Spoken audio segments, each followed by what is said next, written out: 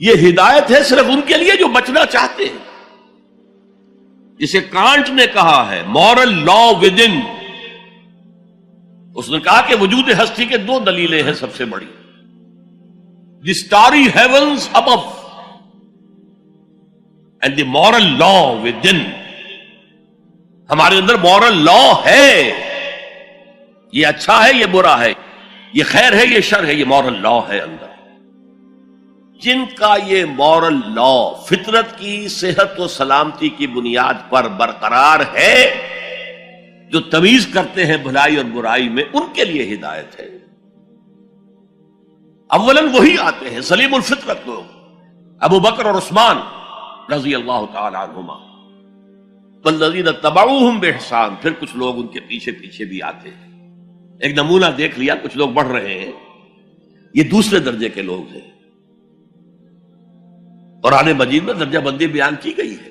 السابقون الاولون من المہاجرین والانصار والذین تبعوہم بإحسان رضی اللہ عنہم ورضوا عنہ.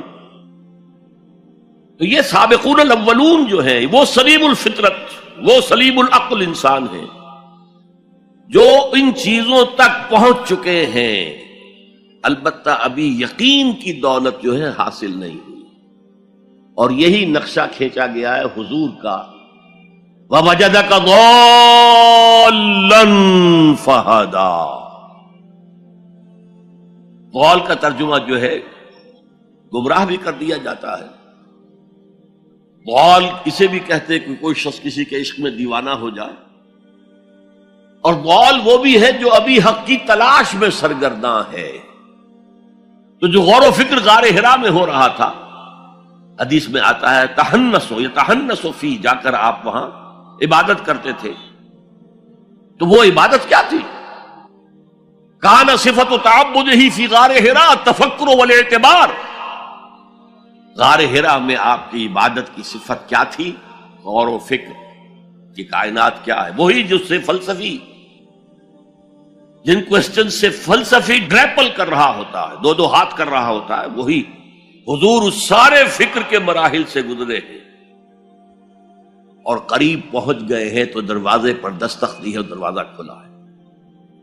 وَوَجَدَكَ ضَالًّا فَهَدَىٰ. پردے اٹھا دیے اور ہدایت دے. اچھا، یہ تو آپ کے سامنے تعلق جو ہے ایمان کا عقل و فطرت کے ساتھ میں سمجھتا ہوں کہ کسی نہ کسی درجے میں واضح ہو. اب میں آپ کو اس کا سنتھسس بتاتا ہوں. یہ عقل و فطرت جو ہے اللہ کو پہچاننا کلیتاً فطرت پر مبنی ہے. انسان کی فطرت میں، اس کی روح میں اللہ کی معرفت، اللہ کی محبت موجود ہے. اس پر ظہور کے پردے پڑ گئے ہیں، تم ادھر متوجہ ہی نہیں ہوتے. تم نے کبھی اپنے قلب کی گہرائیوں میں اتر کر دیکھا ہی نہیں. تم تو باہر کی دنیا میں مگن ہو، مادی دنیا میں لگے ہوئے. کچھ تو بقول شاہ ولی اللہ وہ حیوانیت کی سطح پر آ جاتے ہیں بیچارے. صبح سے شام تک کی کمر توڑ دینے والی محنت کے بعد بھی ان کی بنیادی ضرورتیں زندگی کی پوری نہیں ہوتی. وہ کیا کسی سے لو لگائیں گے، کیا خدا کو یاد کریں گے. کاد الفقر ان یکون کفرا. یہ فقر اور احتیاج اور مفلسی تو انسان کو کفر تک پہنچا دیتا. حضور کی حدیث.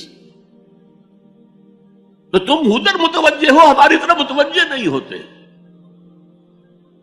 حضرت ابراہیم کا قول کیا تھا؟ انی وجہت وجہی للذی فطر السماوات والارض حنیفا وما انا من المشرکین. اور یہ نماز کا افتتاح بھی ہے. انی وجہت وجہی، میں نے اپنا رخ سیدھا کر لیا ہے اللہ کی طرف، حنیف یکسو ہو کر. دائیں بائیں کوئی میری توجہ نہیں جا رہی. یہ ہے در حقیقت اس عبادت کا تقاضا، جو کہ شکر کا لازمی نتیجہ. اب اس کا سنتھیسس دیکھیے. میں نے کہا کہ سب سے پہلے ایمان باللہ وہ کلیتاً فطرت پر ہے. اسی لیے کانٹ نے یہ ثابت کیا، ایک کریٹیک آف پیور ریزن اس کی کتاب، جس نے ہنگامہ پیدا کر دیا تھا پورے یورپ میں۔ اس وقت تک کرسچینٹی ڈومیننٹ تھی اور مذہب ایک اہم عنصر تھا انسانی زندگی کا۔ اس نے کہا اللہ کے وجود کے لیے جتنے منطقی دلیلیں دی گئی ہیں سب غلط ہیں، میں سب کو کاٹ کر دکھاتا ہوں۔ جیسے ہم کہتے ہیں لوہے کو لوہا کاٹتا ہے، منطق نے منطق کو کاٹ دیا۔ There is no logical reason to prove the existence of God. A critique of pure reason، میں نے کہا تھا پیور ریزن، عقل خالص جو فطرت سے رہنمائی نہیں لے رہی۔ وہ فلسفہ جو ہے اس کی منزل کیا ہے؟ ایگنوسٹسزم یا اسکیپٹسزم، لادریت یا ارتیابیت۔ پھر اس نے ایک کتاب لکھی بعد میں، کرٹیک آف پریکٹیکل ریزن۔ اس نے کہا کہ عملی طور پر انسان اخلاق حسنہ اختیار کر ہی نہیں سکتا جب تک کہ خدا کو نہ مانے۔ یہ نیسیسٹی ہے انسان کو کہ مانے۔ علامہ اقبال نے اس کو تسلیم کیا ہے، کانٹ کے اس دعوے کو۔ وہ ان کی کتاب ہے reconstruction of religious thought in Islam, کہ کوئی منطقی دلیل خدا کے وجود کو ثابت نہیں کر سکتی۔ متکلمین نے کوششیں کی ہیں، لیکن دلیل دلیل کو کاٹ دیتی ہے، منطق منطق کا توڑ کر دیتی ہے۔ وہ صرف قرآن نے لفظ آیت استعمال کیا جو میں نے بیان کیا تھا۔ اس کائنات میں ہر شے اللہ کی نشانی ہے۔ جیسے آپ کو اپنے کسی دوست کی دی ہوئی کوئی شے دیکھتے ہی دوست یاد آ جاتا ہے، ایسے ہی آفاق و انفس میں اللہ کی نشانیاں ہیں۔ تمہارے اندر بھی اللہ کی نشانیاں ہیں۔ ذرا توجہ تو کرو، آفاق کو دیکھو، کھول آنکھ، فلک دیکھ، زمین دیکھ، فضا دیکھ۔ افلا ينظرون الى الابل كيف خلقت والى السماء كيف رفعت والى الجبال كيف نصبت والى الارض كيف سطحت فذكر انما انت مذکر۔ کیا یہ دیکھتے نہیں، غور نہیں کرتے اونٹ کو کیسے پیدا کیا گیا، کتنا اپنے ماحول کے ساتھ مناسبت رکھتا ہے، 7 دن نہ کچھ کھانے کو ملے نہ پینے کے ملے، اسے کوئی پرواہ نہیں۔ صحرا لقد صحرا کا جہاز، وہ دیکھتے نہیں آسمان کیسے بلند کر دیا گیا، دیکھتے نہیں پہاڑ کیسے گاڑ دیے گئے، دیکھتے نہیں زمین کیسے پھیلا دی گئی۔ اے نبی آپ یاد دہانی کرائیے، یہ نشانیوں کی طرف متوجہ کر دیجئے۔ آپ سوائے یاد دہانی کرانے والے کے اور کچھ نہیں ہے۔ آپ کے ہاتھ میں اختیار نہیں ہے کہ آپ اللہ کو منوا لیں، یہ تو تمہارے اندر سے فطرت سے ابھر کر گواہی آئے گی۔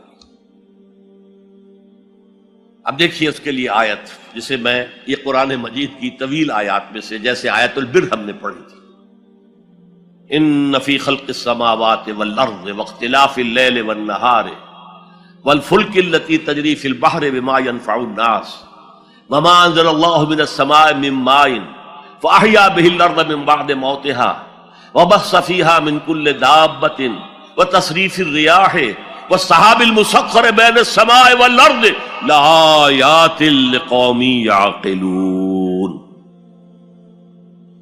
یقیناً آسمان اور زمین کی تخلیق میں، رات اور دن کے الٹ پھیر میں، اس کشتی یا جہاز میں کہ جو ایسا سامان لے کر چل رہی ہوتی ہے جو لوگوں کو نفع پہنچاتی ہے، اور وہ جو اللہ نے آسمان میں سے پانی اتارا اور اس سے زمین کو اس کی موت کے بعد زندہ کر دیا اور زمین میں پھیلا دیے ہر طرح کے جاندار، اور یہ ہواؤں کا چلنا اور یہ بادل جو مسخر ہے زمین و آسمان کے مابین، ان میں سے ہر ایک نشانی ہے، پہچانو۔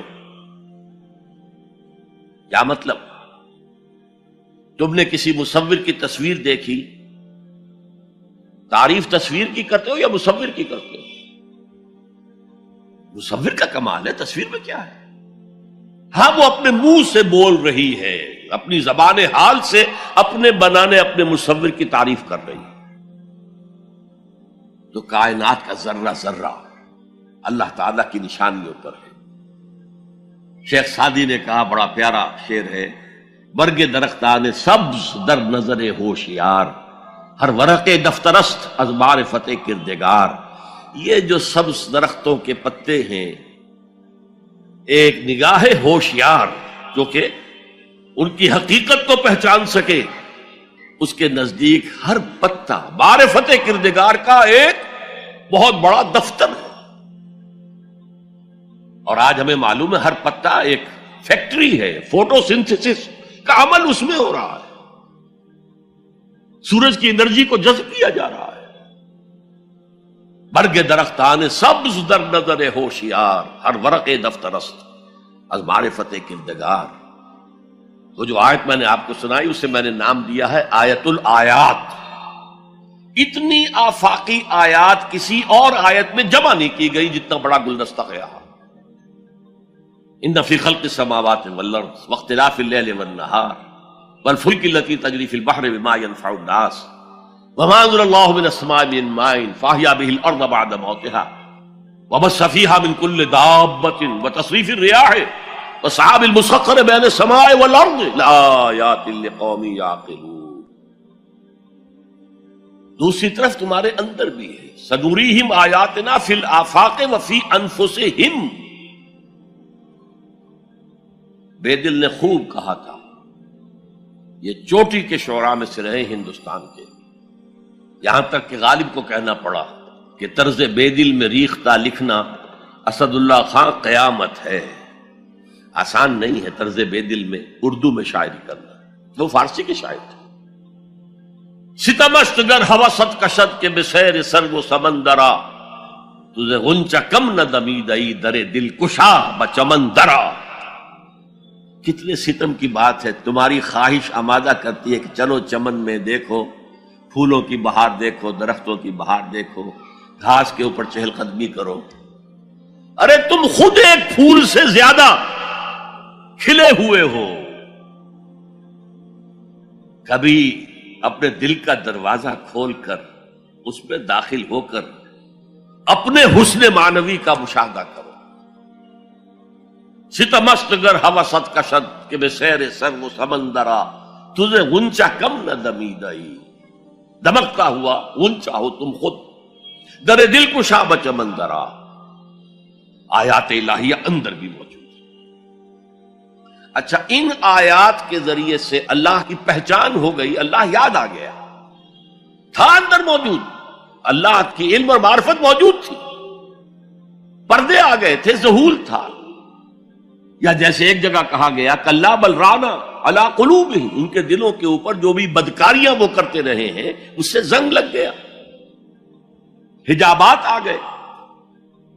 شیخ علی حجویری رحمت اللہ علیہ، جنہیں داتا گنج بخش کہا جاتا ہے، اگرچہ یہ لفظ نہیں کہنا چاہیے، انہوں نے کتاب کا نام کیا رکھا؟ کشف المحجوب۔ جو پردے میں آیا ہوا ہے، اوٹ میں آیا ہوا ہے، اسے کھولنا۔ تم اوٹ میں ہو، تمہارے اندر موجود ہے اللہ کی معرفت۔ البتہ اس کا ایک نتیجہ یہ نکلنا چاہیے، رب رب کر دے بڈھے ہو گئے اتے ملا پنڈت سارے، رب دا کھوج کھرا نہ لبا